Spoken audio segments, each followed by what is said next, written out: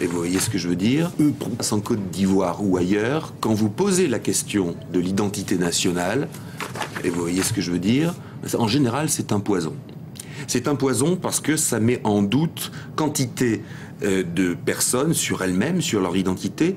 Et puis au fond, ça remet en cause quelque chose qui est valable partout sur la Terre, c'est-à-dire la mixité. Les peuples bougent, les gens se rencontrent quand ils ne sont pas d'ethnies différentes. Et c'est même un des privilèges humains, pouvoir précis. Alors on dit qu'on a effectivement, voilà les images de Laurent Gbagbo, ouais, sur la télévision ivoirienne. Donc manifestement, Laurent Gbagbo, en effet. 2 semaines après le début de l'offensive des forces républicaines. Tout à l'heure, nous étions en direct avec le Premier ministre, ministre de la Défense, Guillaume Soro, qui a donc lancé un appel aux Ivoiriens, appel donc leur demandant de rester calme et serein. Vous voyez que le pays est totalement libéré. Laurent Gbagbo, donc, sur votre petit écran, c'était donc ce matin, quand il a été arrêté. Il est arrêté dans cette tenue que vous voyez là maintenant. Voilà, complètement épuisé, hein, on imagine. Voilà, nous y reviendrons, mesdames et messieurs, nous y reviendrons dans nos prochaines éditions pour aller dans de plus amples détails par rapport à cette arrestation de l'ancien président de la Côte d'Ivoire. À tout à l'heure. Et qui nous parle donc d'un Laurent Gbagbo épuisé. Oui, alors, un Laurent Gbagbo épuisé, c'est possible, c'est fort imaginable. Par contre, ce qui est assez étonnant, voire choquant, rappelons donc qu'il s'agit du canal de la télévision ivoirienne qui est favorable à Alassane Ouattara, eh bien, c'est qu'il n'y a pas de son. Aucun son, hormis le son du commentaire du journaliste de cette télévision pro-Ouattara. Alors que l'on voit très bien à l'image, et vous continuez de le voir puisqu'on le diffuse sur nos antennes de France 24, on voit Laurent Gbagbo s'exprimer, manifestement répondre à des questions.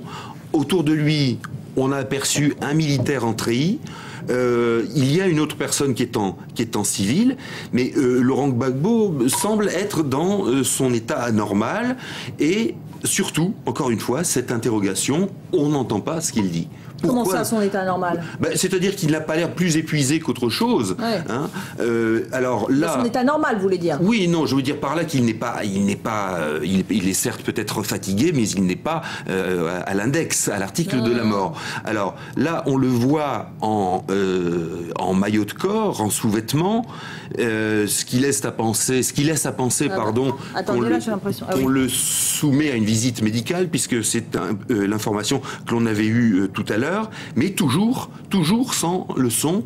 Et ça, c'est dans la retransmission des images quelque chose qui est extrêmement dommageable à la vérification de la véracité et de l'authenticité de telle ou telle image qui pourrait être contredite par les paroles prononcées des protagonistes qui s'y trouvent.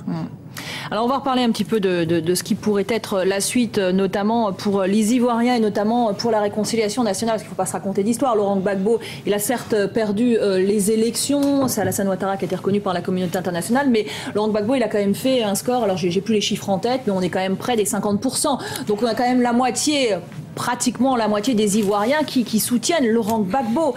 Est-ce que les troupes de Laurent Gbagbo, après cette arrestation, vont rendre les armes?